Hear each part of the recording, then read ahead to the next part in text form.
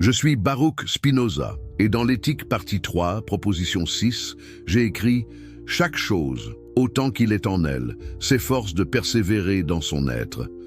Aujourd'hui, je veux partager avec vous quelque chose qui va bouleverser tout ce que vous croyez savoir sur la vertu, sur ce que les chrétiens appellent les fruits de l'esprit. Pendant des siècles, on vous a enseigné que l'amour, la joie, la paix, la patience, la bonté, la bienveillance, la fidélité, la douceur et la maîtrise de soi sont des dons surnaturels, des grâces divines, accordées par un esprit transcendant à ceux qui croient. Mais que se passe-t-il si je vous dis que cette conception entière repose sur une illusion anthropomorphique, sur une projection de notre imagination sur la nature de Dieu? Que se passe-t-il si ces soi-disant fruits ne sont rien d'autre que des modes déterminés de la substance unique, des expressions nécessaires de notre conatus, de notre effort pour persévérer dans l'être? Si vous cherchez une vérité philosophique authentique qui transcende les superstitions religieuses, inscrivez-vous à cette chaîne et activez les notifications, car ce que je m'apprête à révéler va défier tout ce que vous pensiez savoir sur la moralité, la vertu et la nature humaine. Permettez-moi de commencer par une question fondamentale.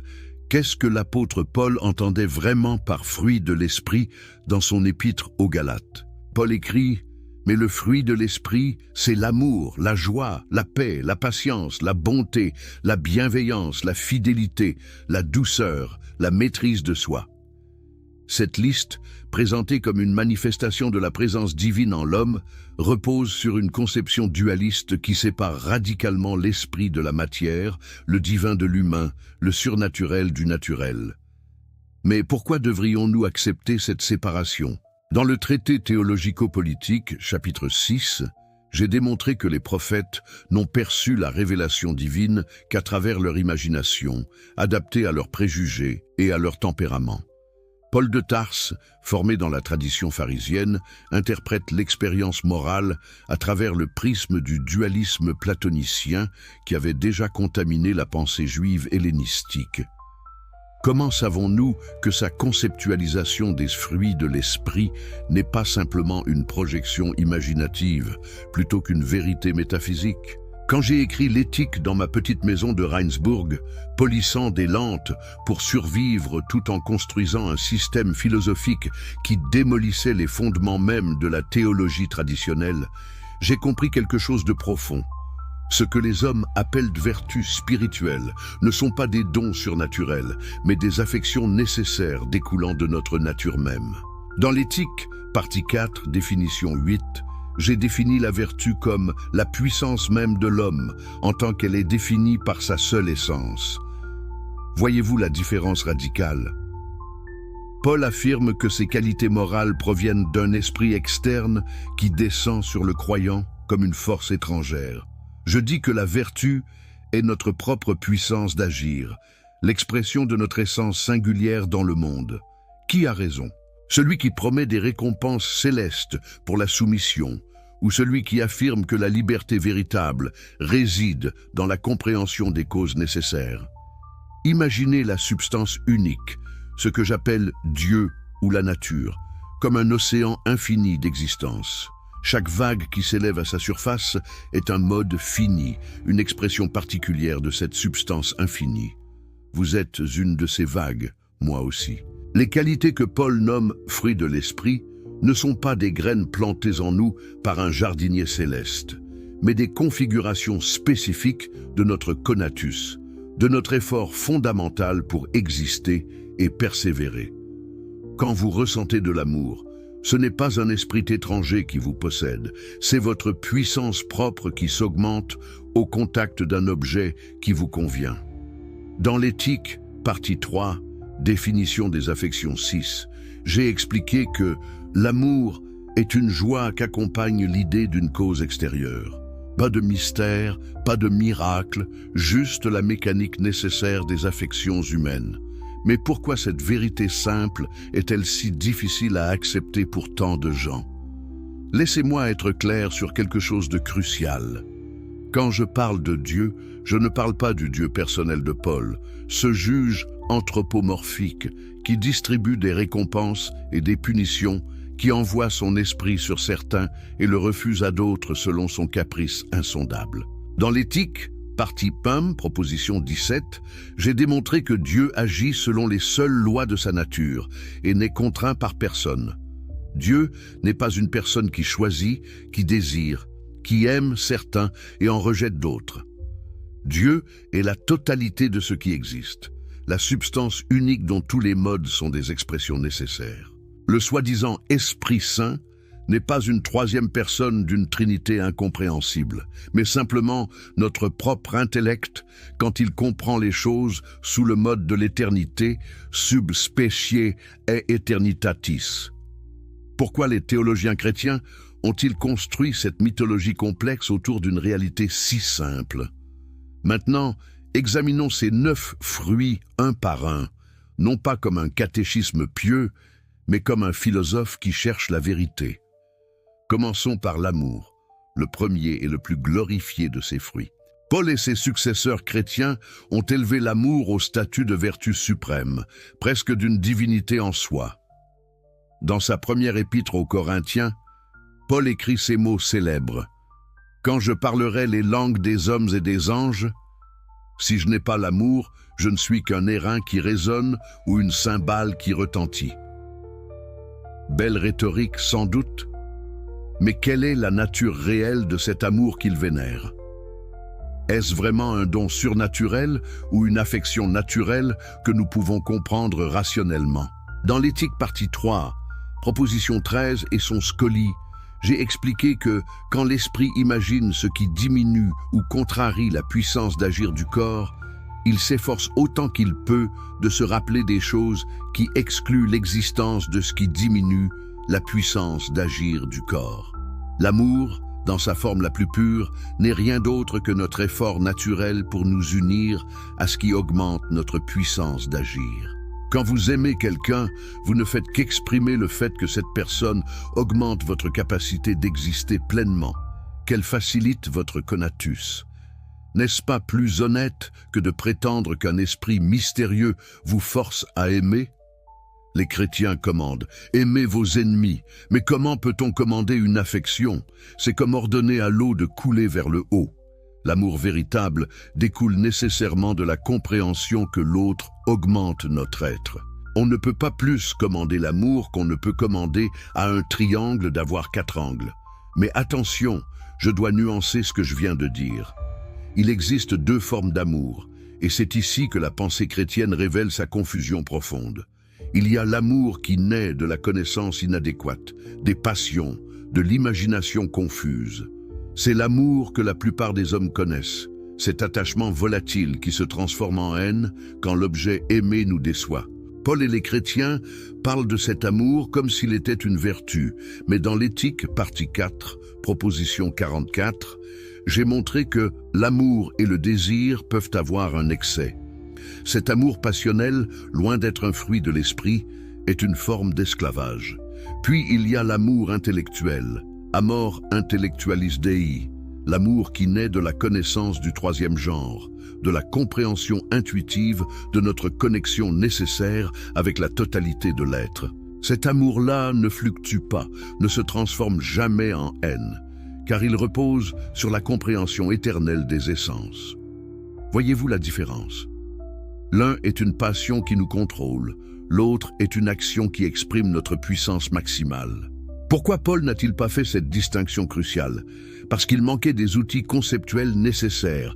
Il vivait dans un monde où la philosophie grecque et la théologie hébraïque se mêlaient confusément sans jamais se synthétiser véritablement. Philon d'Alexandrie avait tenté cette synthèse un siècle plus tôt, mais même lui restait prisonnier du dualisme platonicien. Moi, Baruch Spinoza, excommunié par ma propre communauté juive en 1666 pour avoir osé penser librement, j'ai accompli ce que ni les pères de l'Église, ni les rabbins médiévaux n'avaient pu faire. J'ai construit un système philosophique rigoureusement moniste, où Dieu et la nature sont une seule et même chose, où l'esprit et le corps sont 2 attributs de la même substance. Dans ce système, il n'y a pas de place pour un esprit qui descendrait d'en haut pour planter des fruits dans nos âmes. Tout ce qui existe découle nécessairement de la nature divine selon des lois éternelles et immuables. Passons maintenant à la joie, le deuxième fruit dans la liste de Paul. Qu'est-ce que la joie selon la perspective chrétienne? Une béatitude céleste, un avant-goût du paradis, un état d'euphorie surnaturelle accordé aux élus. Mais dans l'éthique, partie 3, définition des affections 2, j'ai défini la joie avec une précision mathématique. La joie est le passage de l'homme d'une moindre perfection à une plus grande perfection. Voyez-vous comme c'est simple et élégant. La joie n'est pas un cadeau mystérieux tombé du ciel. C'est le sentiment que nous éprouvons quand notre puissance d'agir s'accroît, quand nous passons d'un état de moindre perfection à un état de plus grande perfection. C'est une mesure objective de notre augmentation d'être, pas une grâce arbitraire distribuée par un Dieu capricieux. Mais comment cela fonctionne-t-il concrètement? Imaginez un musicien qui apprend à maîtriser un nouvel instrument. Au début, ses doigts tâtonnent maladroitement sur les touches, produisant des sons discordants. Il éprouve de la frustration, ce que j'appelle la tristesse, car sa puissance d'agir est contrariée. Puis graduellement, par la pratique répétée, ses doigts acquièrent de l'habileté, les mélodies deviennent harmonieuses et il ressent une joie profonde. Cette joie n'est pas un esprit saint qui descend sur lui pour récompenser sa piété, c'est simplement l'expression de son augmentation de puissance, de son passage à une plus grande perfection dans l'art musical. Pourquoi devrions-nous chercher des explications surnaturelles pour des phénomènes si naturels? La nature elle-même nous fournit tout ce dont nous avons besoin pour comprendre nos affections. Dans le traité de la réforme de l'entendement, paragraphe 3, j'ai écrit « Après que l'expérience m'eut appris que tout ce qui arrive ordinairement dans la vie commune est vain et futile, je me suis enfin résolu à rechercher s'il existait quelque chose qui fût un bien véritable et capable de se communiquer. Cette recherche m'a conduit à une découverte extraordinaire. Le vrai bien, la vraie joie, ne se trouve pas dans les plaisirs passagers du monde sensible, ni dans les promesses illusoires d'un au-delà, mais dans la connaissance elle-même, dans la compréhension de notre nature et de notre place dans l'ordre éternel des choses. Cette joie-là, que j'appelle la béatitude, est indestructible car elle ne dépend d'aucune circonstance extérieure changeante. C'est ce que les stoïciens cherchaient, ce que Épictète appelait l'ataraxie, mais que j'ai fondé sur des bases métaphysiques plus solides. Marc Aurèle, dans ses Méditations, livre 4, section 3, écrit « Si tu fais chaque action comme si c'était la dernière de ta vie, dégagée de toute légèreté, de toute aversion passionnée, à l'égard de ce que la raison te prescrit, de toute hypocrisie, de tout égoïsme et de toute mauvaise humeur à l'égard de ce qui t'est départi, tu verras combien peu de choses il faut pour vivre une vie heureuse. » Les stoïciens avaient compris quelque chose d'important. La joie véritable ne dépend pas de circonstances extérieures, mais de notre attitude intérieure. Cependant, ils attribuaient encore trop d'importance à la volonté, à la capacité de l'homme de choisir librement son attitude. Moi, j'ai montré que même cette liberté est déterminée, que nos attitudes découlent nécessairement de nos idées, et que nos idées elles-mêmes sont produites par la chaîne infinie des causes et des effets. La vraie liberté n'est pas dans le libre arbitre, qui n'existe pas, mais dans la compréhension de la nécessité.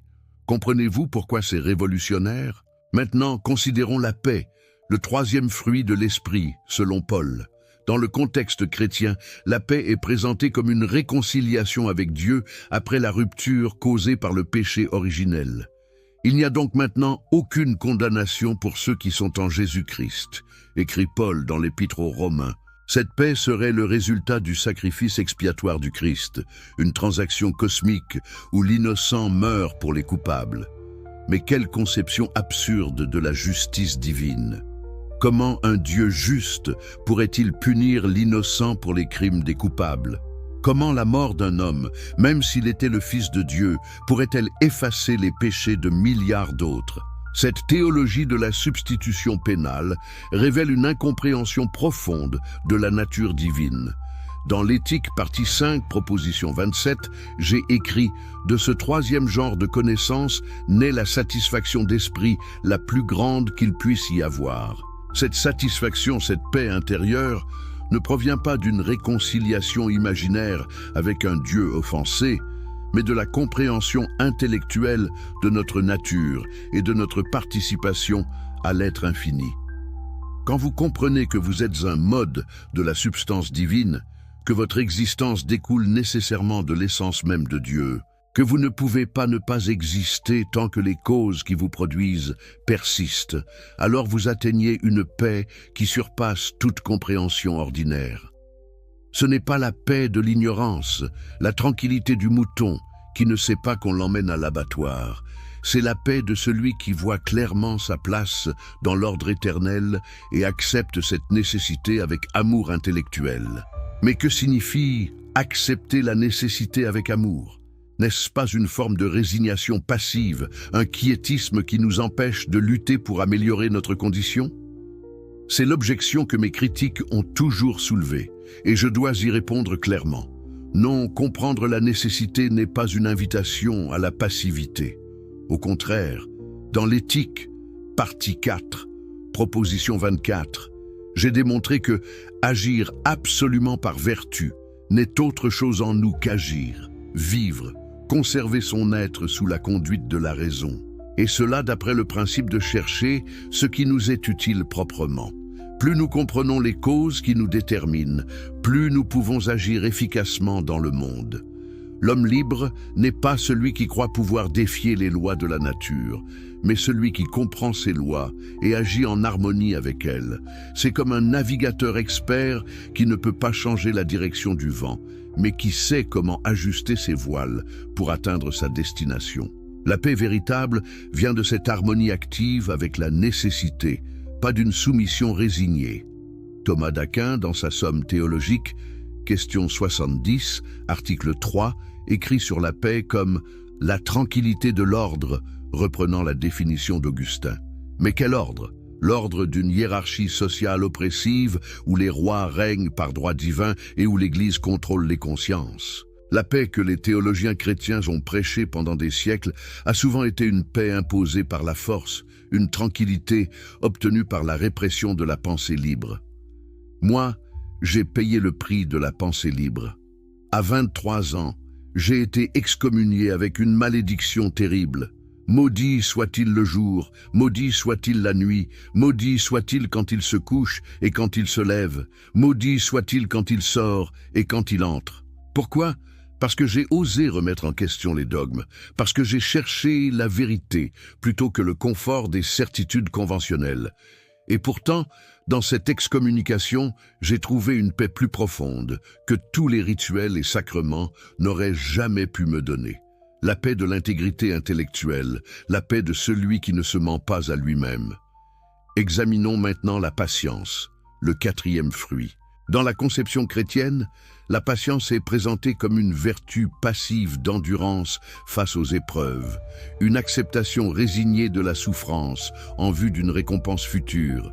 Mes frères, regardez comme un sujet de joie complète les diverses épreuves auxquelles vous pouvez être exposés, écrit Jacques dans son épître.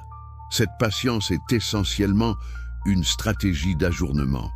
Souffrez maintenant, soyez récompensés plus tard. C'est un mécanisme de contrôle social brillant, je dois l'admettre. Enseignez aux opprimés à être patients, et ils ne se révolteront jamais contre leurs oppresseurs. Promettez-leur le ciel, et ils supporteront l'enfer sur terre. Mais est-ce vraiment une vertu ou une stratégie pour maintenir le status quo?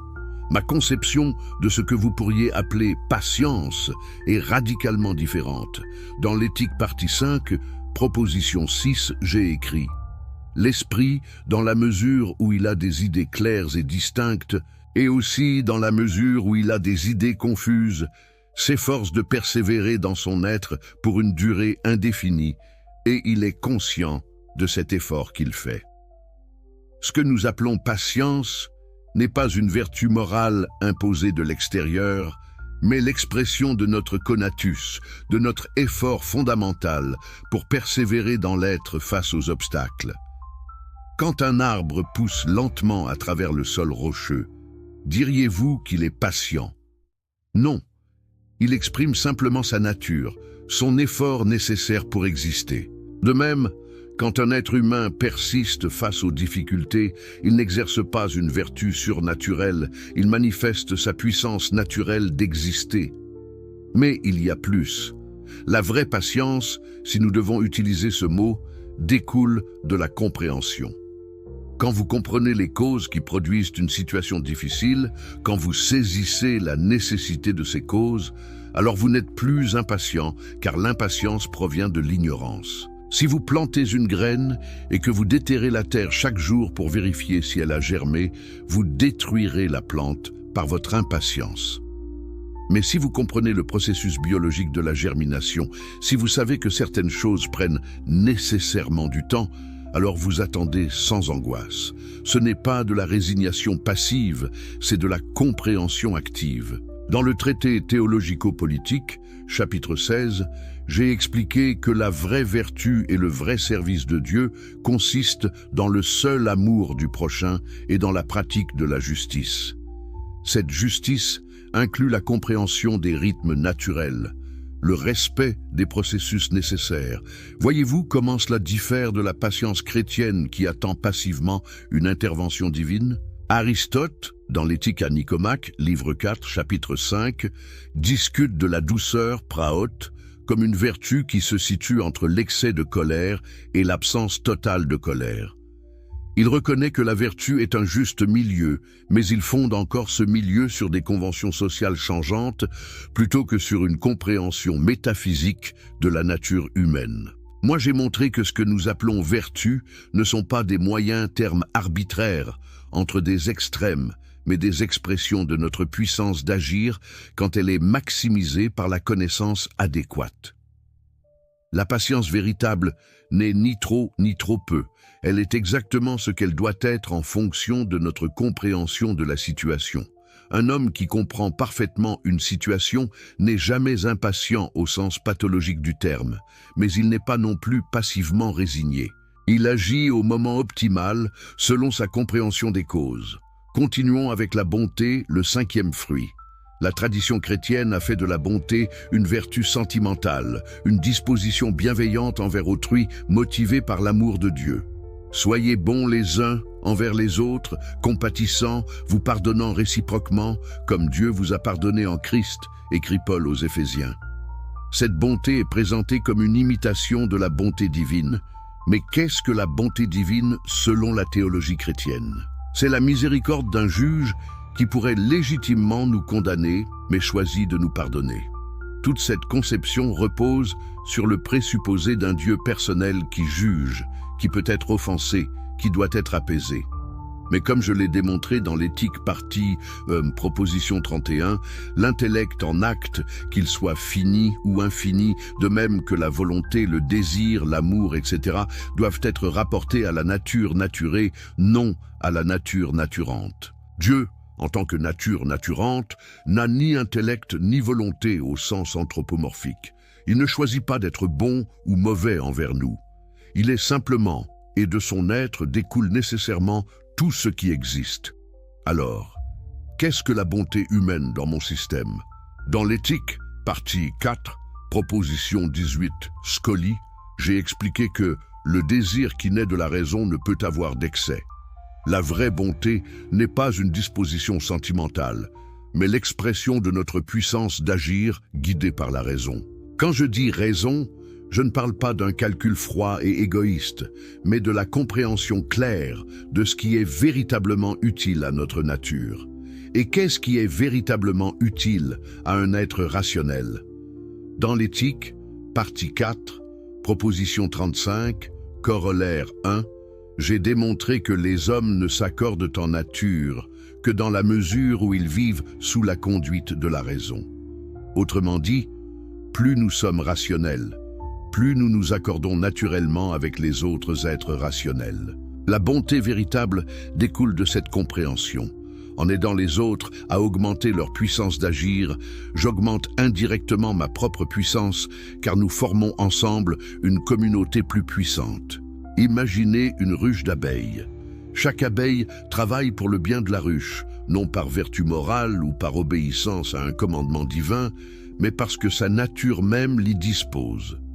L'abeille qui récolte le nectar ne fait pas preuve de bonté envers les autres abeilles, elle exprime simplement sa nature d'abeille. De même, l'être humain qui comprend véritablement sa nature comprend qu'il est essentiellement social, que sa puissance s'accroît par la coopération avec ses semblables.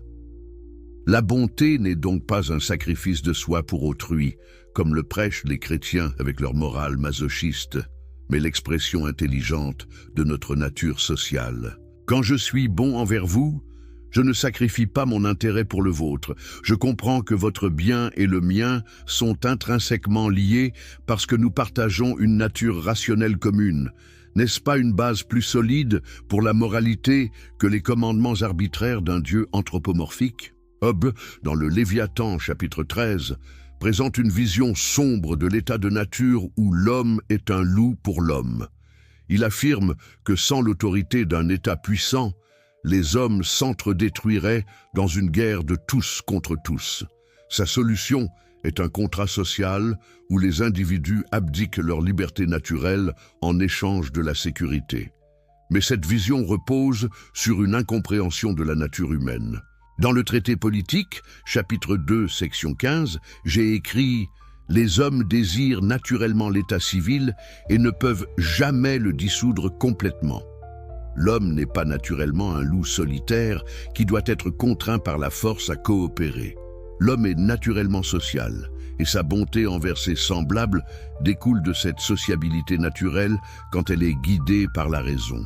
Hobbes a raison de dire que les passions peuvent conduire au conflit, mais il ne voit pas que la raison conduit nécessairement à la coopération.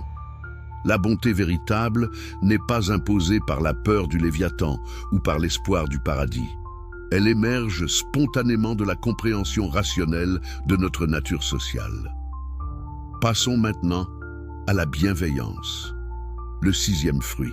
Dans la liste de Paul, certaines traductions utilisent bonté pour le grec chrestos et bienveillance pour le grec agathosine, bien que les deux concepts se chevauchent largement.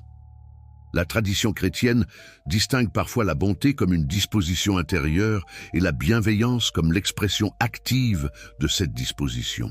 Mais cette distinction est-elle vraiment significative ? Peut-on avoir une disposition intérieure qui ne se manifeste jamais dans l'action ? Dans mon système, une telle séparation est impossible.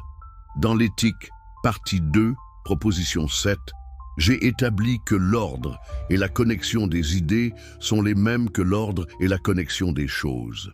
Ce que vous appelez disposition intérieure n'est qu'un mode de l'attribut pensé, et elle correspond nécessairement à un mode de l'attribut étendu.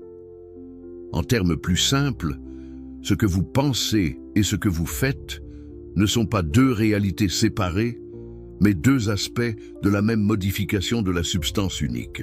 La bienveillance chrétienne est souvent présentée comme un amour désintéressé qui ne cherche rien en retour, un amour sacrificiel à l'image du Christ qui donne sa vie pour ses amis. Il n'y a pas de plus grand amour que de donner sa vie pour ses amis, déclare Jésus dans l'évangile de Jean.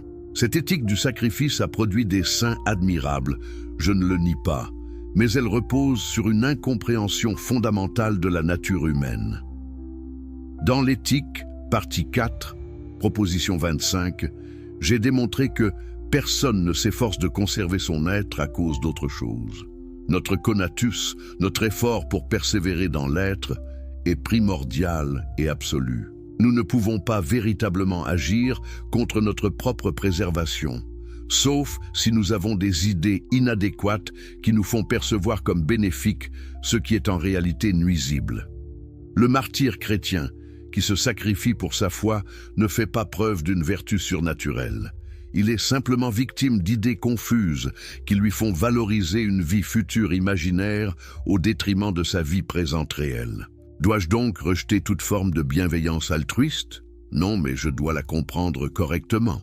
La vraie bienveillance n'est pas un sacrifice de soi, mais une expression de soi pleinement réalisée. Quand un parent prend soin de son enfant, il n'agit pas de manière désintéressée, il exprime sa nature de parent. Son bien et celui de son enfant ne sont pas séparés, mais intrinsèquement liés. De même, quand je suis bienveillant envers un inconnu dans la rue, je ne sacrifie pas mon intérêt au sien. J'exprime ma nature rationnelle et sociale qui trouve sa satisfaction dans la construction d'une société où tous peuvent s'épanouir. Dans l'éthique, partie 4, appendice, chapitre 12, j'ai écrit « La bienfaisance est le désir de faire du bien qu'engendre en nous la vie selon le commandement de la raison. » Voyez-vous la différence ? La bienfaisance n'est pas un commandement moral imposé de l'extérieur, c'est un désir qui naît naturellement en nous quand nous vivons raisonnablement. Comment pourrait-il en être autrement si Dieu et la nature sont une seule et même chose ? Maïmonide, dans son Guide des égarés, partie 3, chapitre 53, distingue différents degrés de charité, le plus élevé étant celui où le donateur et le receveur ne se connaissent pas mutuellement. Cette hiérarchie est censée refléter la pureté de l'intention, l'absence de reconnaissance ou de gratitude attendue. Mais pourquoi la pureté de l'intention serait-elle mesurée par l'absence de reconnaissance mutuelle ? N'est-ce pas là encore une manifestation du dualisme qui sépare artificiellement l'intérêt personnel de l'intérêt collectif ? Dans ma philosophie, il n'y a pas de hiérarchie morale de ce type. Toute action bienveillante guidée par la raison est également vertueuse, qu'elle soit reconnue ou non, qu'elle nous procure une satisfaction personnelle ou non. La satisfaction que nous tirons de nos bonnes actions n'est pas une souillure égoïste, mais la marque même de leur authenticité. Si aider les autres ne nous procurait aucune joie, ce serait le signe que cette action n'exprime pas vraiment notre nature, mais qu'elle nous est imposée de l'extérieur. La fidélité, le 7e fruit, est particulièrement intéressante car elle révèle une tension fondamentale dans la morale chrétienne. Dans le grec original du Nouveau Testament, le mot utilisé est pistis, qui peut signifier foi, fidélité ou fiabilité. La tradition chrétienne a souvent interprété ce fruit comme la fidélité à Dieu, la constance dans la foi malgré les doutes et les épreuves. Mais qu'est-ce que la fidélité à un Dieu qui n'a ni pensée ni volonté au sens humain ? Comment peut-on être fidèle à la substance unique dont nous sommes nous-mêmes des modes ? La question elle-même révèle l'absurdité du concept. Dans l'éthique, partie 5, proposition 19, j'ai écrit « Celui qui aime Dieu ne peut faire effort pour que Dieu l'aime à son tour. » Pourquoi ? Parce que Dieu n'est pas une personne qui peut répondre à notre amour. L'amour de Dieu dans mon système est l'amour intellectuel de la nature infinie, la compréhension joyeuse de notre participation à l'être éternel. On ne peut pas être fidèle ou infidèle à cela. On peut seulement le comprendre ou l'ignorer. Si nous interprétons la fidélité non pas comme fidélité à Dieu, mais comme fidélité à nos semblables, à nos engagements, à nos principes, alors nous pouvons lui donner un sens rationnel. Mais même là, la conception chrétienne est problématique. Elle présente la fidélité comme une vertu absolue qui doit être maintenue quelles que soient les circonstances. Que le mari rende à sa femme ce qu'il lui doit et que la femme agisse de même envers son mari, écrit Paul aux Corinthiens. Cette fidélité conjugale est érigée en vertu suprême, au point que l'adultère est considéré comme l'un des péchés les plus graves. Mais pourquoi ? Parce que, selon la théologie chrétienne, le mariage est un sacrement qui reflète l'union du Christ et de l'Église. Toute cette construction symbolique repose sur des fondations imaginaires.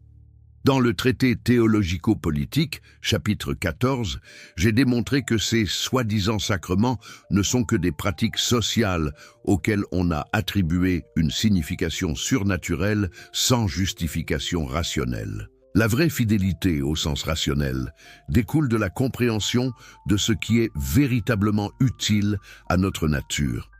Si une relation entre deux personnes augmente mutuellement leur puissance d'agir, si elle leur permet de s'épanouir intellectuellement et émotionnellement, alors la fidélité à cette relation est une expression naturelle de leur conatus, de leur effort pour persévérer dans leur être. Mais si une relation devient destructrice, si elle diminue systématiquement la puissance d'agir de l'un ou des deux partenaires, alors maintenir cette fidélité par devoir moral ou par peur du jugement divin n'est pas une vertu, mais une forme de servitude.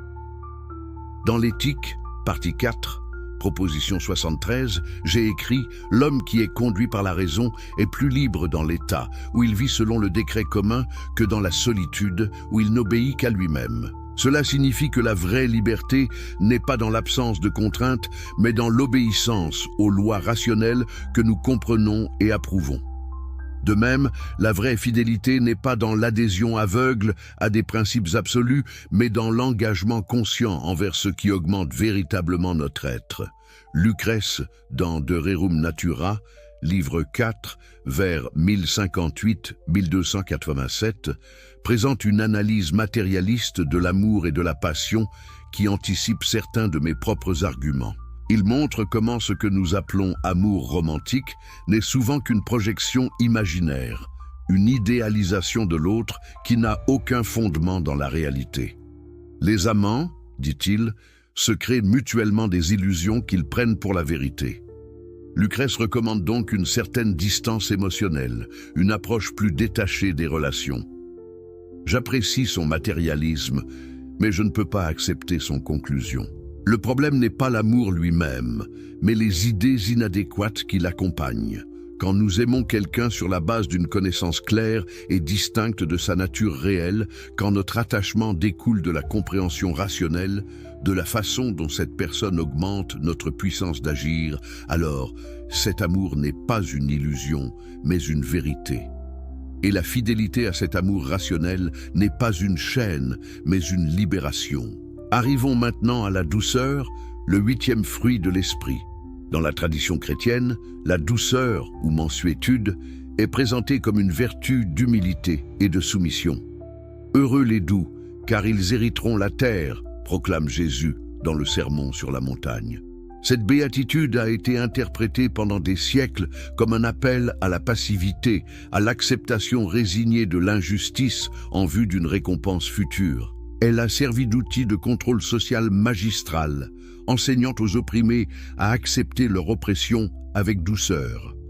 Nietzsche, dans la généalogie de la morale, a brillamment analysé comment le christianisme a transformé la faiblesse en vertu, comment il a créé une morale d'esclave qui glorifie la soumission et dénigre la force. Sur ce point, je dois reconnaître que Nietzsche a vu quelque chose d'important, même si sa solution, le surhomme, la volonté de puissance, reste prisonnière du même dualisme qu'il prétendait dépasser.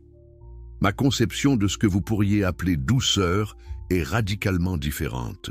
Dans l'éthique, partie 3, définition des affections 42, j'ai défini l'humilité comme la tristesse qui naît de ce que l'homme considère son impuissance ou sa faiblesse. Voyez-vous, l'humilité, loin d'être une vertu, est une forme de tristesse, une diminution de notre puissance d'agir. Elle découle d'idées inadéquates sur notre propre nature. Dans l'éthique, partie 4, proposition 53, j'ai explicitement affirmé que l'humilité n'est pas une vertu, c'est-à-dire qu'elle ne naît pas de la raison. La vraie vertu n'est jamais une diminution de soi, mais une augmentation de soi. Alors, qu'est-ce que la douceur authentique si ce n'est pas l'humilité servile prêchée par les chrétiens? C'est la modération qui naît de la compréhension, la capacité de ne pas réagir excessivement aux provocations parce qu'on comprend les causes qui les produisent.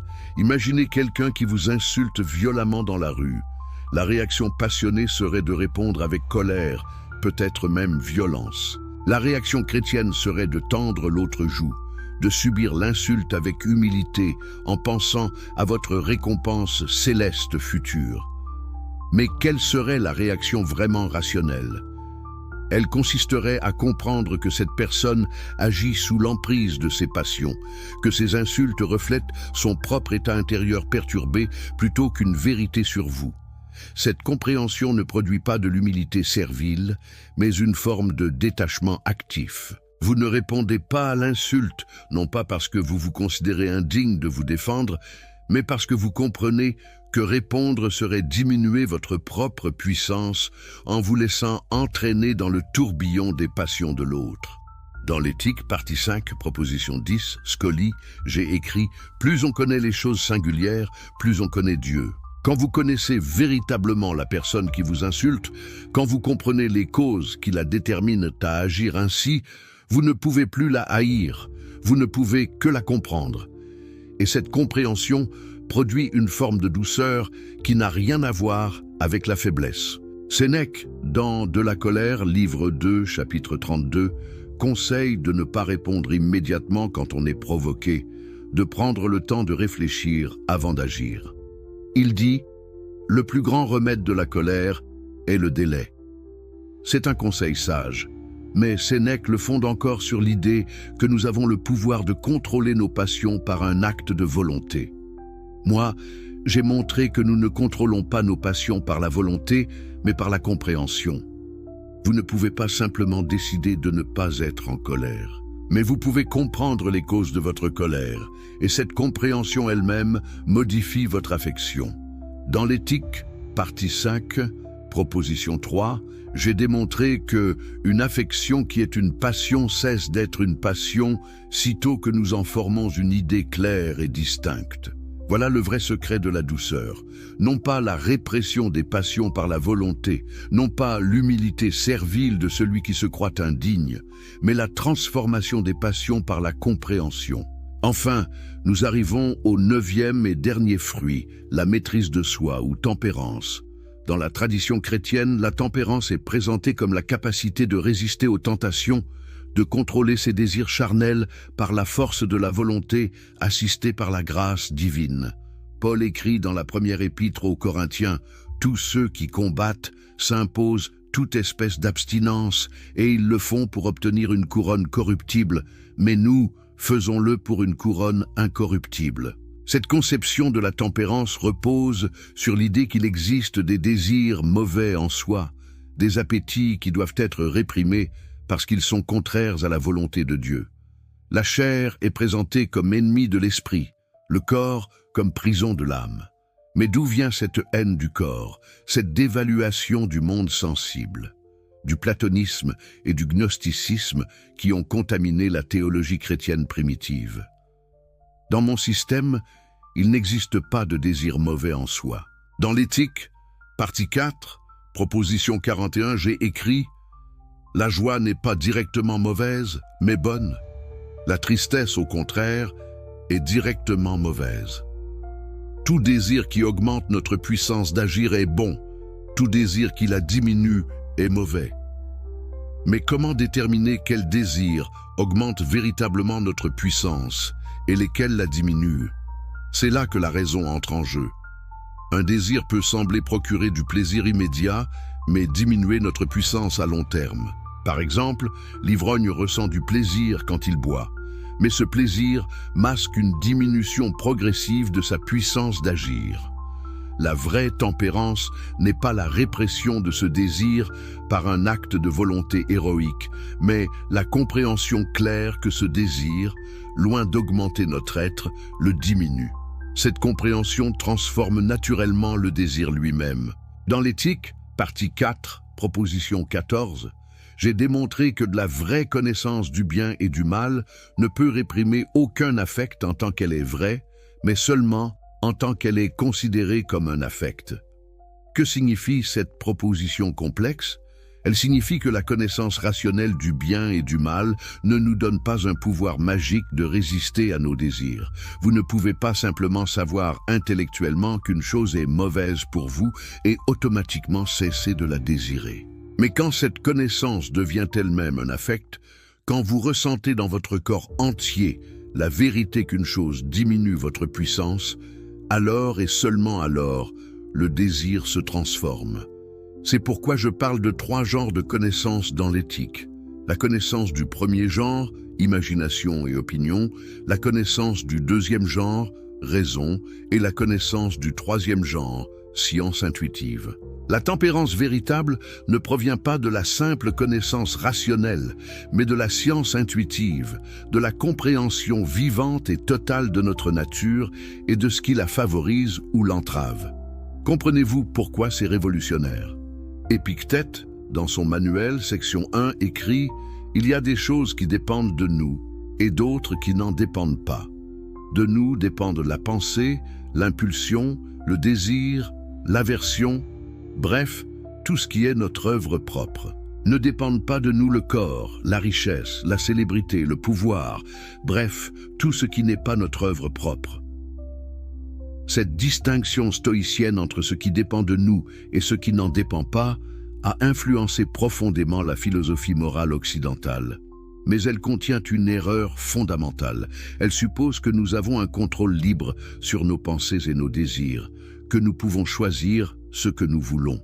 Dans l'éthique partie 2, proposition 48, j'ai démontré qu'il n'y a dans l'esprit aucune volonté absolue ou libre.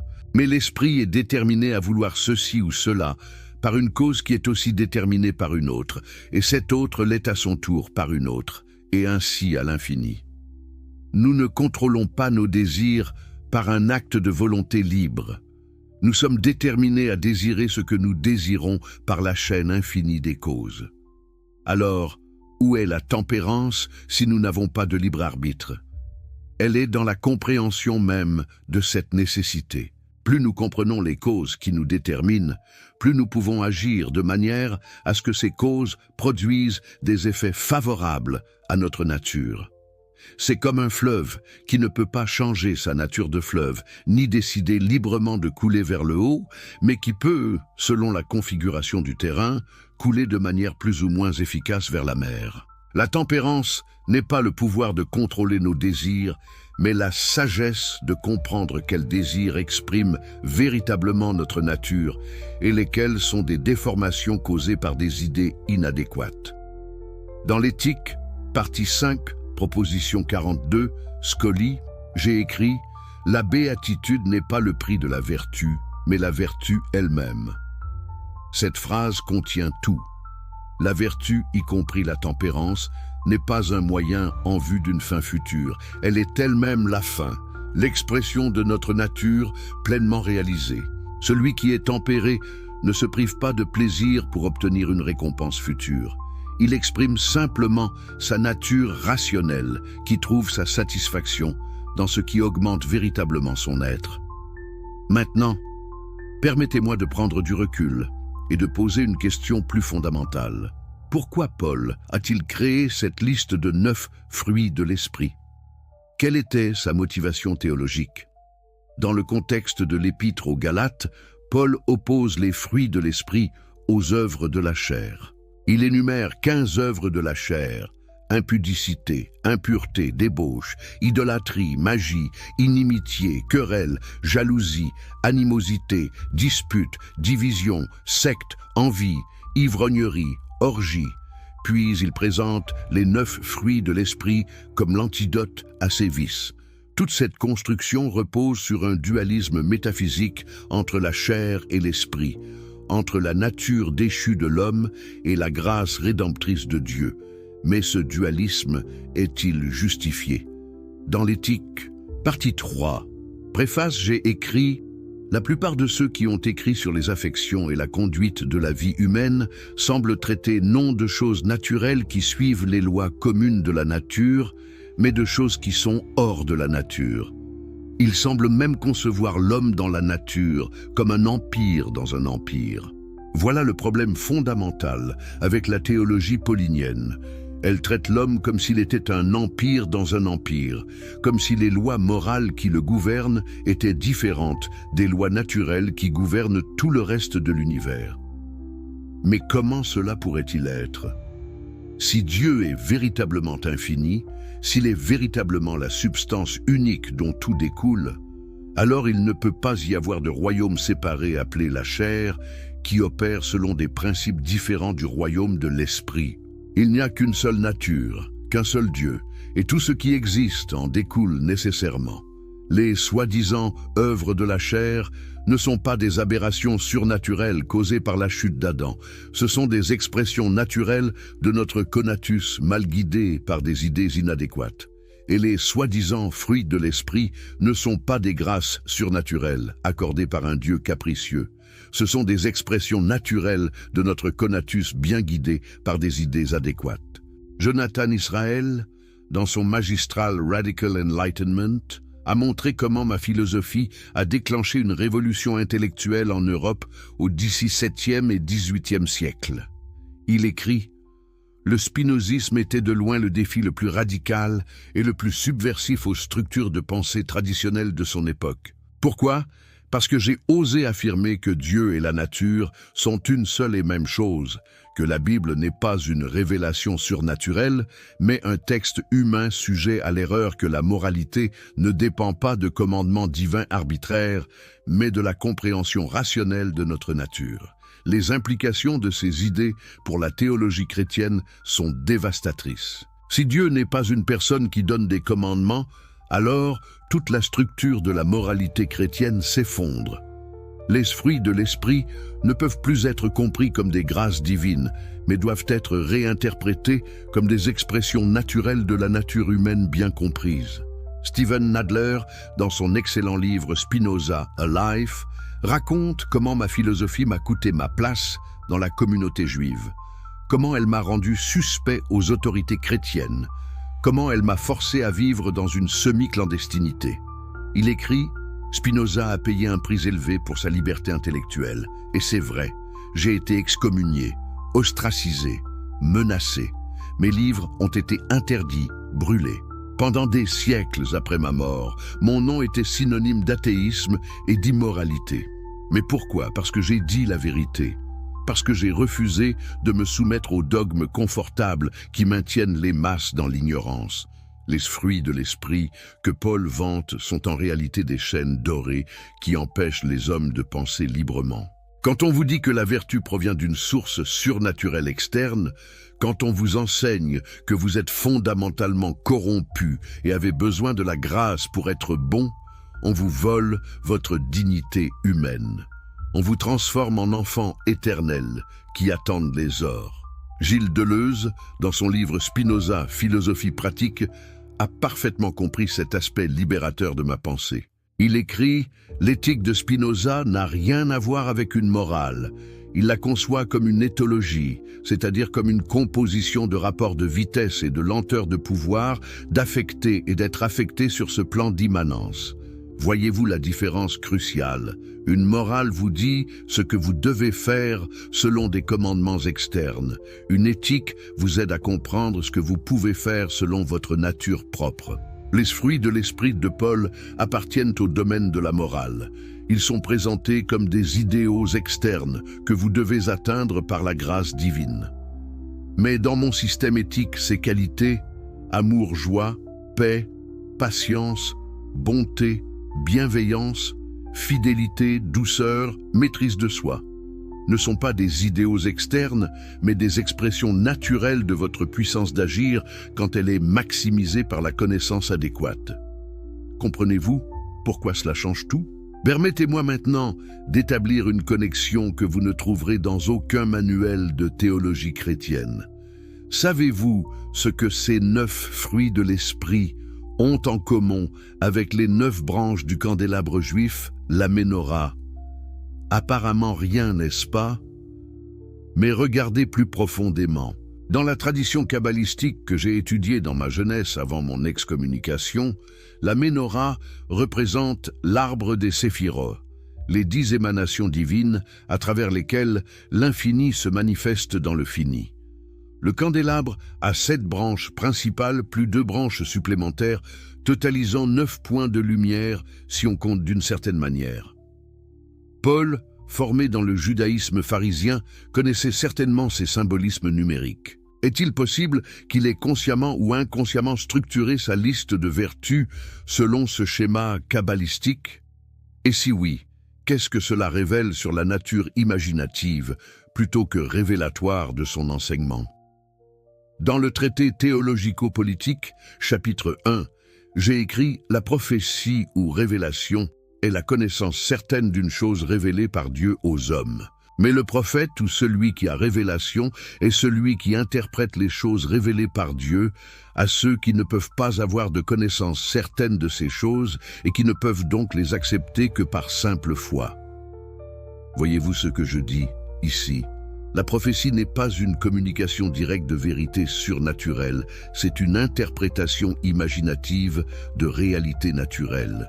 Paul, dans son expérience sur le chemin de Damas, n'a pas reçu une révélation objective du Christ ressuscité. Il a eu une expérience psychologique intense qu'il a interprétée selon les catégories théologiques disponibles dans son contexte culturel. Sa liste de fruits de l'esprit n'est pas une description de grâce surnaturelle, mais une conceptualisation imaginative de qualités humaines naturelles qu'il attribue à une source surnaturelle parce qu'il ne peut pas concevoir autrement leur origine. Mais peut-être suis-je trop dur avec Paul.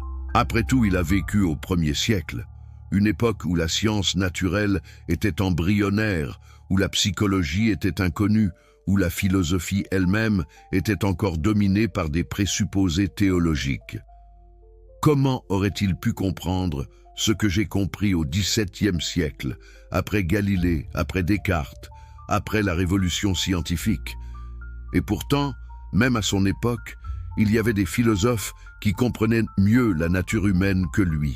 Épicure, par exemple, vivant 4 siècles avant Paul, avait déjà compris que les dieux, s'ils existent, ne s'occupent pas des affaires humaines, que le bonheur dépend de notre compréhension rationnelle du plaisir plutôt que de grâce divine.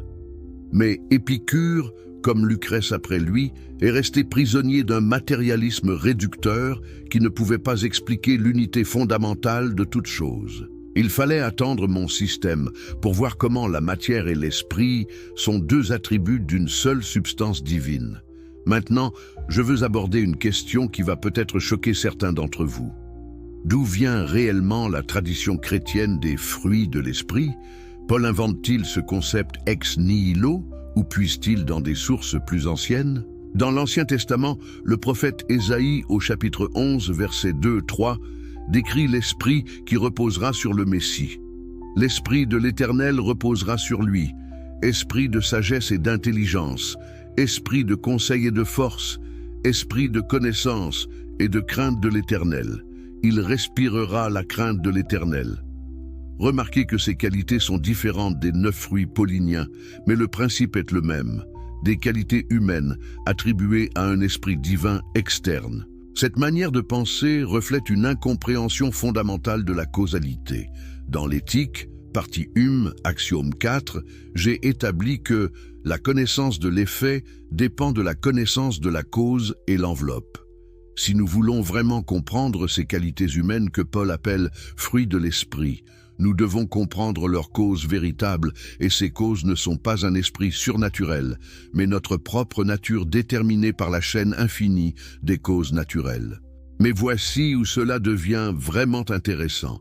Si nous rejetons l'explication surnaturelle de Paul, comment expliquons-nous le fait observable que certaines personnes semblent effectivement posséder ces qualités, amour, joie, paix, etc., à un degré remarquable? Comment expliquons-nous les saints et les mystiques qui rayonnent véritablement ces vertus? La réponse chrétienne est simple, c'est la grâce de Dieu. Mais ma réponse est plus profonde et plus vraie. Ces individus exceptionnels ne sont pas des bénéficiaires de grâce surnaturelle, mais des êtres humains qui, par une combinaison de nature innée favorable et de circonstances appropriées, ont développé des idées plus adéquates que la moyenne. Dans l'éthique, partie 5, proposition 40, Scoli, j'ai écrit « Nous voyons ainsi que la béatitude n'est pas le prix de la vertu, mais la vertu elle-même, et nous n'en jouissons pas parce que nous réprimons nos désirs lubriques, mais au contraire parce que nous en jouissons, nous pouvons réprimer ces désirs. » Prenez Thérèse d'Avila, cette mystique carmélite du XVIe siècle dont les écrits décrivent des expériences extatiques extraordinaires. L'Église catholique l'a canonisée, voyant en elle la preuve de l'action surnaturelle de l'Esprit Saint. Mais que se passait-il vraiment? Dans ses propres descriptions, nous pouvons reconnaître des états psychologiques que nous comprenons maintenant beaucoup mieux. Elle décrit des moments où son âme semblait se dissoudre dans l'amour divin, où elle perdait conscience de son corps, où elle ressentait une joie ineffable. Ce sont des expériences réelles, je ne les nie pas. Mais ce ne sont pas des visites surnaturelles de Dieu. Ce sont des états modifiés de conscience produits par des pratiques contemplatives intenses combinées à une disposition psychologique particulière. Dans mon langage philosophique, Thérèse atteignait momentanément la connaissance du troisième genre, la science intuitive, où l'esprit comprend sa participation à l'être infini. Elle appelait cela « union mystique avec Dieu ». Moi, j'appelle cela « amor intellectualis Dei », l'amour intellectuel de Dieu. C'est la même expérience, mais interprétée différemment selon le cadre conceptuel disponible. Antonio Damasio, ce neuroscientifique contemporain dont les travaux sur l'émotion et la conscience m'auraient fasciné si j'avais pu les connaître, a écrit dans Looking for Spinoza. Spinoza avait raison. La joie et la tristesse sont des états centraux du processus de la vie. Ils sont au cœur même de notre capacité à survivre et à prospérer. Damasio comprend ce que j'avais intuité il y a 3 siècles. Les affects ne sont pas des perturbations irrationnelles de l'âme, mais des indicateurs essentiels de notre état vital. Quand Paul énumère ces fruits de l'esprit, amour, joie, paix, etc., il décrit en réalité des états affectifs qui indiquent une augmentation de notre puissance d'agir. Mais au lieu de comprendre ces affects comme des phénomènes naturels déterminés par des causes naturelles, il les attribue à une intervention surnaturelle. C'est comme si quelqu'un, voyant une pomme tomber d'un arbre, disait que c'est un ange qui l'a poussée plutôt que la gravité. La superstition remplace l'explication scientifique. Laissez-moi vous poser une question provocante. Et si les fruits de l'esprit de Paul étaient en réalité des symptômes de ce que nous appellerions aujourd'hui un conditionnement psychologique? Pensez-y. Paul écrit dans l'épître aux Galates, « Ceux qui sont à Jésus-Christ ont crucifié la chair avec ses passions et ses désirs. » Cette crucifixion de la chair, cette répression systématique des désirs naturels produit nécessairement des effets psychologiques.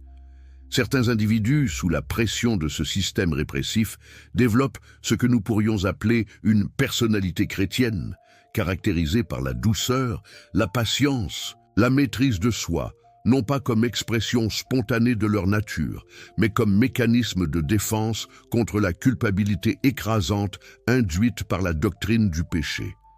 Est-ce vraiment de la vertu ou est-ce de la névrose sanctifiée? Sigmund Freud, dans L'avenir d'une illusion, a analysé la religion comme une névrose collective, un système de croyances qui protège l'humanité de l'angoisse existentielle, mais au prix d'une infantilisation permanente. Je ne suis pas entièrement d'accord avec Freud. Son matérialisme est trop réducteur, sa conception de la libido trop étroite, mais il a vu quelque chose d'important. La religion organise souvent les affects humains d'une manière qui préserve l'ordre social plutôt que la santé psychologique individuelle. Les fruits de l'esprit fonctionnent admirablement comme outil de contrôle social. Si vous pouvez convaincre les gens que la patience face à l'injustice est une vertu divine, que la douceur face à l'oppression est un fruit de l'esprit, que la maîtrise de soi signifie réprimer toute révolte légitime, alors vous créez une population docile, parfaitement adaptée à l'exploitation. Est-ce pour cela que le christianisme est devenu la religion officielle de l'Empire romain? Parce qu'il enseignait aux esclaves à accepter leurs conditions avec une joie surnaturelle?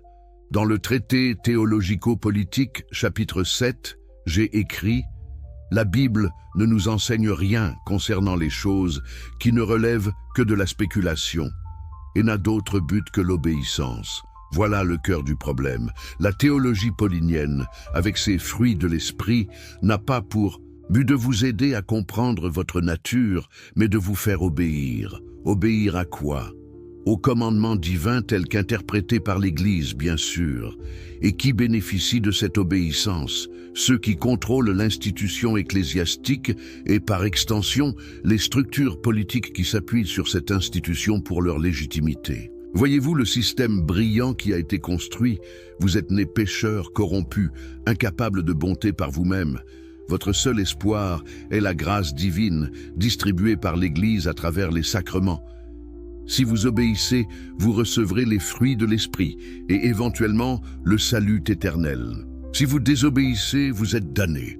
C'est du génie, vraiment, mais c'est du génie au service de la domination, pas de la vérité. Maintenant, je dois faire une distinction importante.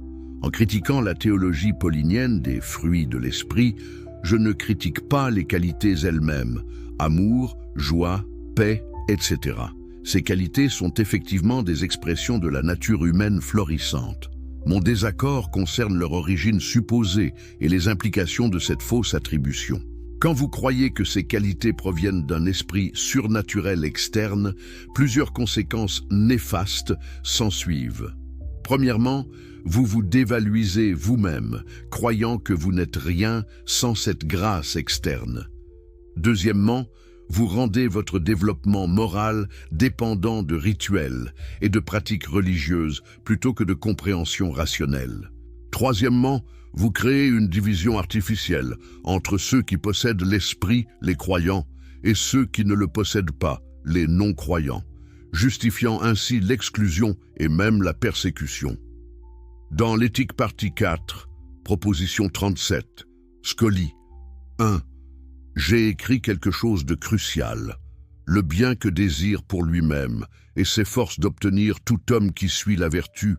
Il le désirera aussi pour les autres hommes, et cela d'autant plus qu'il aura une plus grande connaissance de Dieu. Voyez-vous la différence avec la morale chrétienne? Dans mon système, la bonté envers les autres n'est pas un commandement externe que j'obéis par peur du châtiment ou espoir de récompense. C'est l'expression naturelle de ma compréhension que mon bien et le bien d'autrui sont intrinsèquement liés.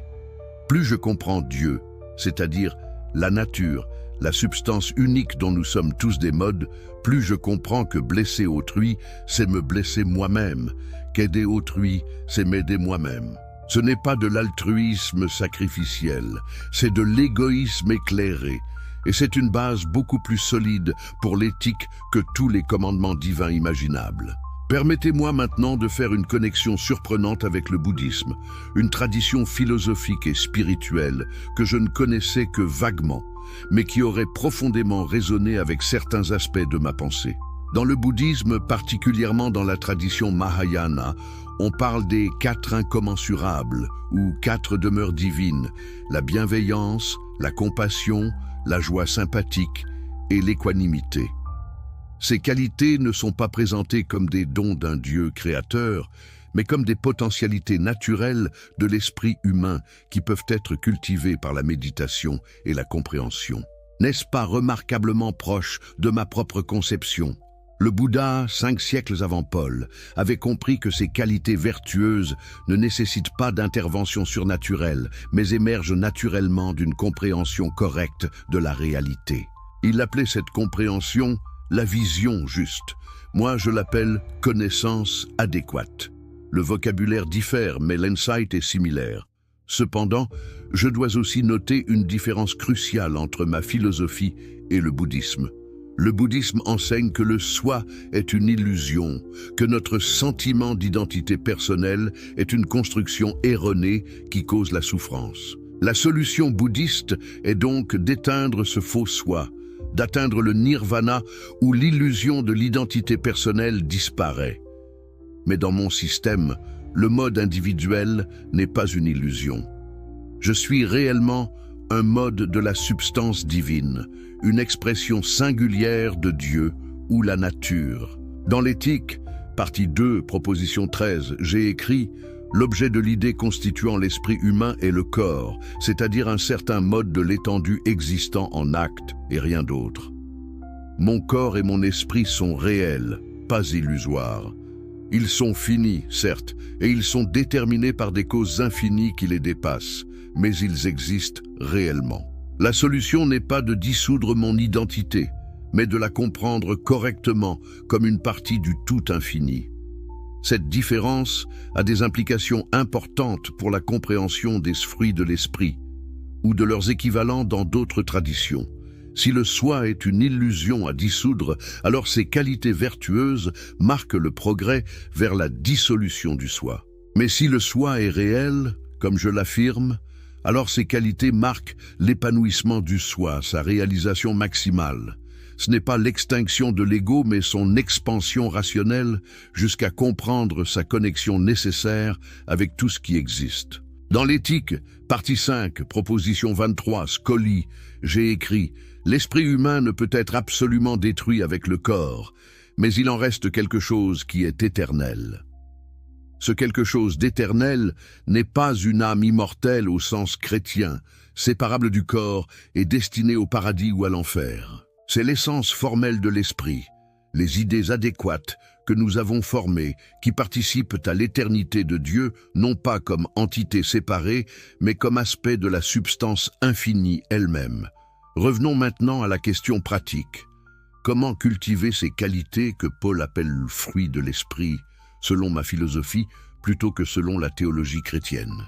La réponse est à la fois simple et extraordinairement difficile, par la compréhension. Dans l'éthique, partie 5, proposition 4, Scully, j'ai écrit « Il n'y a aucune affection du corps dont nous ne puissions former quelques concepts clairs et distincts. Cela signifie que chaque passion qui nous tourmente, chaque affect négatif qui diminue notre puissance peut être transformé par la compréhension. Vous ressentez de la colère? Comprenez les causes de cette colère. Non seulement les causes immédiates, quelqu'un vous a insulté, mais les causes profondes. Votre attachement à une certaine image de vous-même, votre incompréhension de la nécessité qui détermine les actions d'autrui. Cette compréhension elle-même modifie l'affection. La colère ne disparaît peut-être pas immédiatement, mais elle perd son pouvoir de vous contrôler. Mais attention, je ne promets pas de solution rapide, ni de transformation miraculeuse. La voie de la connaissance est longue et ardue. Dans le traité de la réforme de l'entendement, paragraphe 13, j'ai écrit « La voie paraît extrêmement difficile. Néanmoins, elle doit être trouvée. » Pourquoi difficile? Parce qu'elle exige de renoncer aux consolations faciles de la superstition, aux certitudes confortables du dogme, aux promesses illusoires de récompenses surnaturelles. Elle exige de regarder la réalité en face, sans filtre rassurant, et d'accepter la nécessité absolue de toute chose. Pour la plupart des gens, c'est terrifying. Ils préfèrent croire qu'un Dieu personnel veille sur eux, qu'un Esprit Saint leur accordera des grâces s'ils obéissent, qu'un paradis les attend après la mort. Ces croyances sont comme des opiacés qui apaisent l'angoisse existentielle, mais au prix de la vérité et de la liberté véritable. Leibniz, mon contemporain avec qui j'ai eu quelques échanges épistolaires avant qu'il ne prenne ses distances par prudence politique, a tenté de réconcilier la philosophie rationnelle avec la théologie chrétienne. Dans sa Théodicée, il essaie de justifier la bonté de Dieu malgré l'existence du mal, introduisant le concept de meilleur des mondes possibles.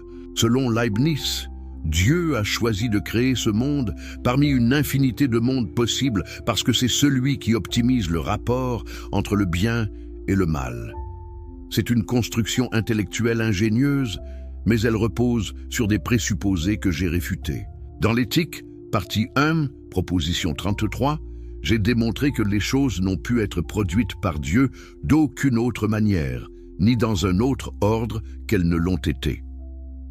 Il n'y a pas de monde possible parmi lesquels Dieu aurait choisi. Il n'y a que ce monde, cette réalité nécessaire qui découle de l'essence divine, comme les propriétés d'un triangle découlent de sa définition. Le mal n'est pas un problème à justifier théologiquement. C'est simplement notre nom pour les affects et les circonstances qui diminuent notre puissance d'agir. Alors, comment vivons-nous dans ce monde déterminé, où nous n'avons pas de libre arbitre, où Dieu n'intervient pas pour nous sauver, où il n'y a pas d'Esprit Saint qui plante des fruits magiques dans nos âmes? Nous vivons par la compréhension. Nous étudions la nature, notre nature humaine et la nature universelle qui l'englobe. Nous développons des idées adéquates qui remplacent progressivement nos idées inadéquates. Nous cultivons ce que j'appelle dans l'éthique, partie 5, proposition 25, l'effort pour comprendre les choses par le troisième genre de connaissance, c'est-à-dire la science intuitive qui saisit l'essence éternelle des choses singulières et leur connexion nécessaire avec Dieu. Ce processus n'est pas plus facile que la voie chrétienne d'obéissance et de prière, mais il est plus honnête et il conduit à une liberté authentique plutôt qu'à une soumission déguisée. Permettez-moi de partager avec vous une expérience personnelle. Quand j'avais 23 ans et que la communauté juive d'Amsterdam m'a excommunié avec cette terrible malédiction, j'aurais pu me soumettre, reconnaître mes erreurs, retourner au giron de la synagogue.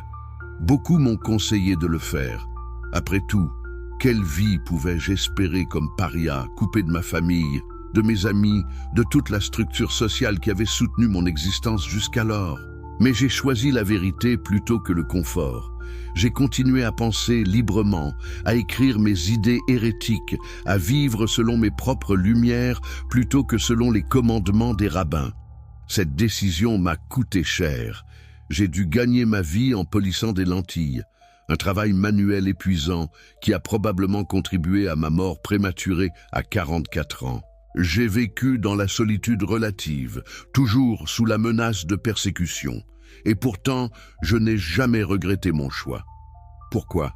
Parce que dans cette liberté dangereuse, j'ai trouvé quelque chose que tous les fruits de l'esprit, promis par Paul, ne pourraient jamais donner.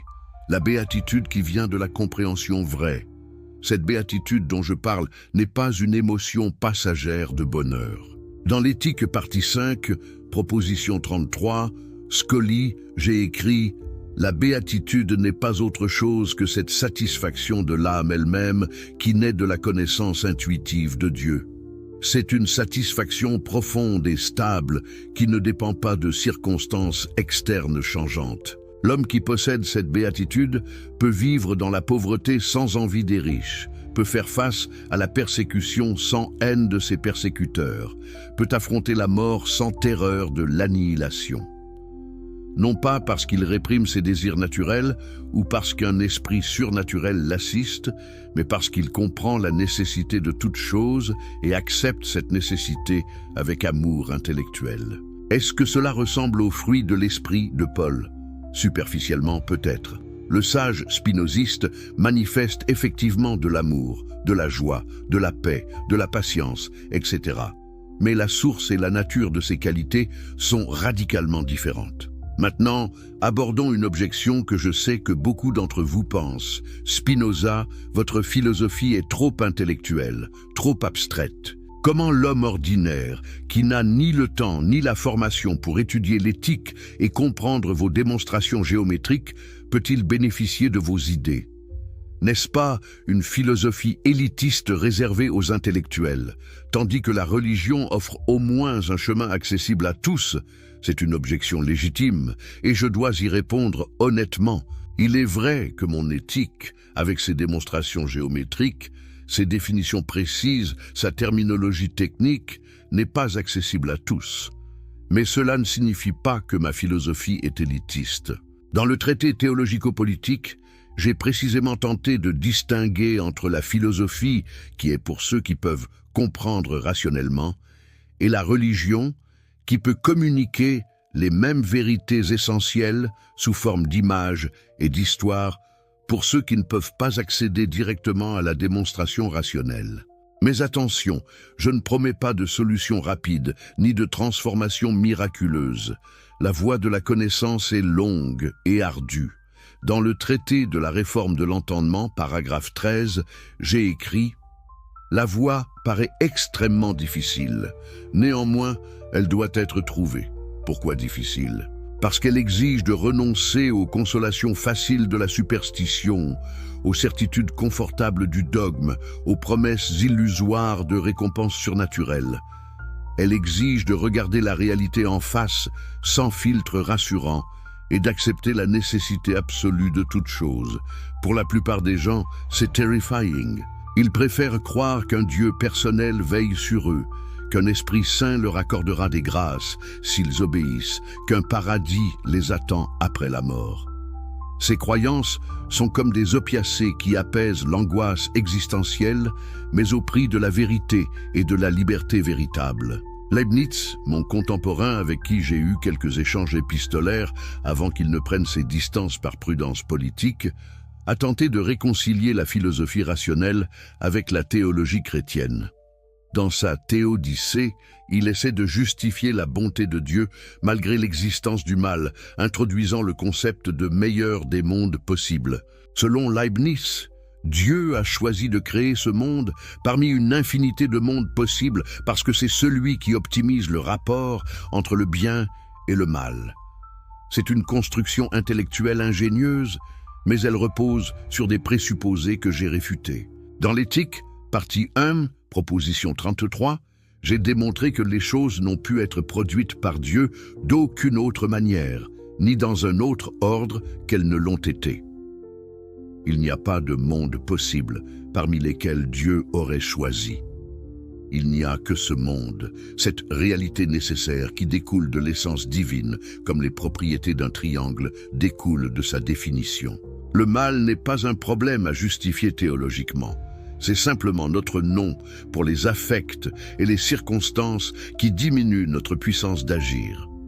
Alors, comment vivons-nous dans ce monde déterminé, où nous n'avons pas de libre arbitre, où Dieu n'intervient pas pour nous sauver, où il n'y a pas d'Esprit Saint qui plante des fruits magiques dans nos âmes?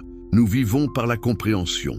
Nous étudions la nature, notre nature humaine et la nature universelle qui l'englobe.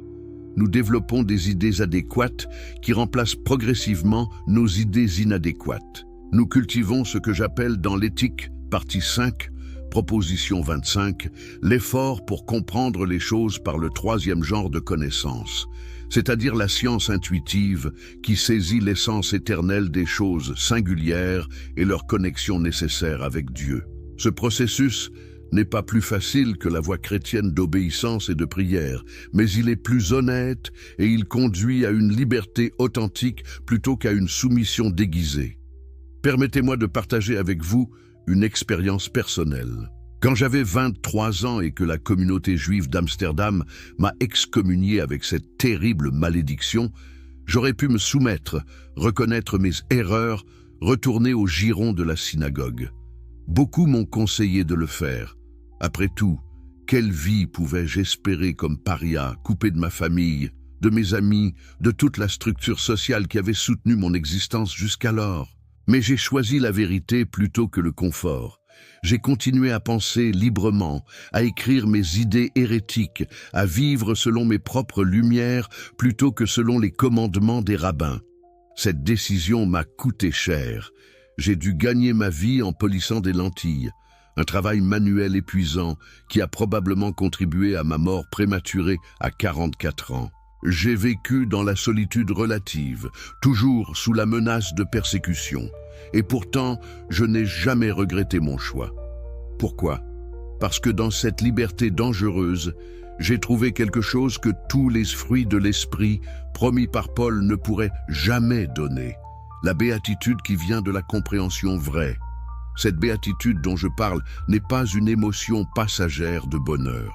Dans l'éthique partie 5, proposition 33, Scully, j'ai écrit « La béatitude n'est pas autre chose que cette satisfaction de l'âme elle-même qui naît de la connaissance intuitive de Dieu. C'est une satisfaction profonde et stable qui ne dépend pas de circonstances externes changeantes. L'homme qui possède cette béatitude peut vivre dans la pauvreté sans envie des riches, peut faire face à la persécution sans haine de ses persécuteurs, peut affronter la mort sans terreur de l'annihilation. Non pas parce qu'il réprime ses désirs naturels ou parce qu'un esprit surnaturel l'assiste, mais parce qu'il comprend la nécessité de toute chose et accepte cette nécessité avec amour intellectuel. Est-ce que cela ressemble aux fruits de l'esprit de Paul? Superficiellement peut-être. Le sage spinoziste manifeste effectivement de l'amour, de la joie, de la paix, de la patience, etc. Mais la source et la nature de ces qualités sont radicalement différentes. Maintenant, abordons une objection que je sais que beaucoup d'entre vous pensent. Spinoza, votre philosophie est trop intellectuelle, trop abstraite. Comment l'homme ordinaire, qui n'a ni le temps ni la formation pour étudier l'éthique et comprendre vos démonstrations géométriques, peut-il bénéficier de vos idées ? N'est-ce pas une philosophie élitiste réservée aux intellectuels, tandis que la religion offre au moins un chemin accessible à tous? C'est une objection légitime, et je dois y répondre honnêtement. Il est vrai que mon éthique, avec ses démonstrations géométriques, ses définitions précises, sa terminologie technique, n'est pas accessible à tous. Mais cela ne signifie pas que ma philosophie est élitiste. Dans le traité théologico-politique, j'ai précisément tenté de distinguer entre la philosophie, qui est pour ceux qui peuvent comprendre rationnellement, et la religion, qui peut communiquer les mêmes vérités essentielles sous forme d'images et d'histoires pour ceux qui ne peuvent pas accéder directement à la démonstration rationnelle.